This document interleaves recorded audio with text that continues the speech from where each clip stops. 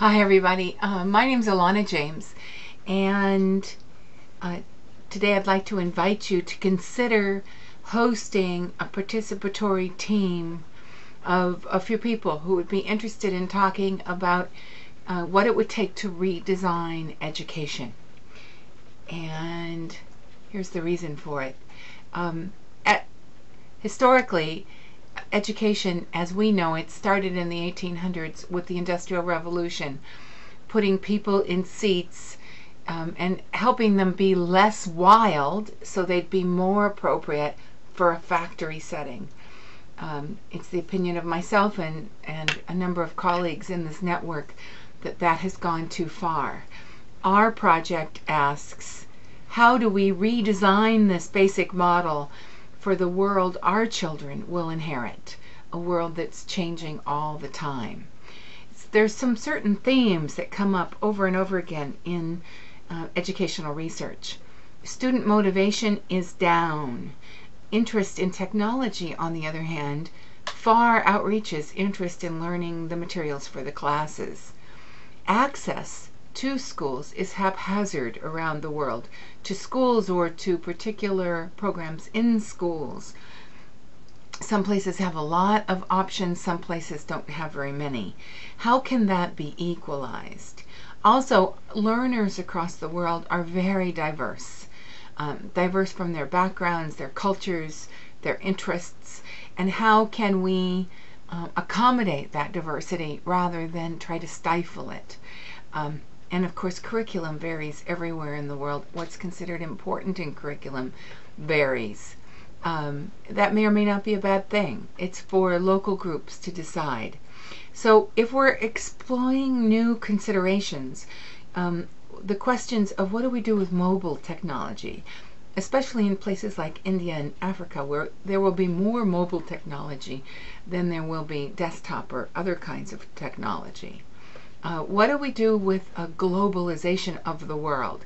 How do we make that play out for us? How do we bring people together through the computer into networks?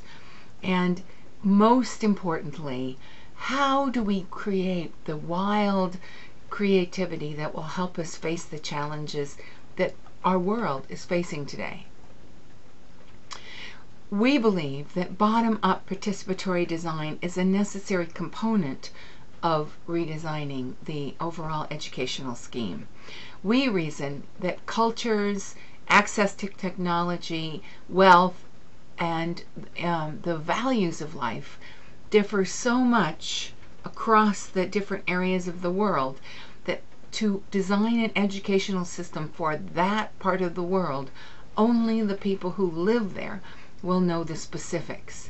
So our design networks local groups of people through the use of the internet into a world of people considering these, including, by the way, children and students in our participatory groups. We do that through a 4-step process that is called participatory action research. The steps are easy. We discover what's already done. We plan actions and how to measure those actions. And then after our actions and measurements are taken and we've looked seriously at the results, we reflect on what we've done. And then we do it again. So what are we asking participatory teams to do? Well, we see mixed teams: students, parents, educators, citizens of all kinds. We ask our hosts to consider who might be interested and to invite people to be part of the teams. Probably smaller teams, 8 to 10 people are best, 6 to 10 people. We ask everyone to agree to meet 5 times, and in between those sessions to be willing to do a little research into what is.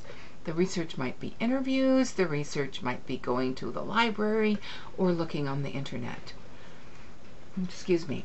We also ask that the groups take up the goal of coming up with a new design possibility for their local context, understanding that not all designs are possible, but what Americans would call shooting for the moon. believing that anything can happen, and designing from the question, what would we like it to look like? And then finally, those ideas are shared internationally via this website, the website at www.futureofeducationproject.net. And then those local teams together help each other come up with even better designs and ideas.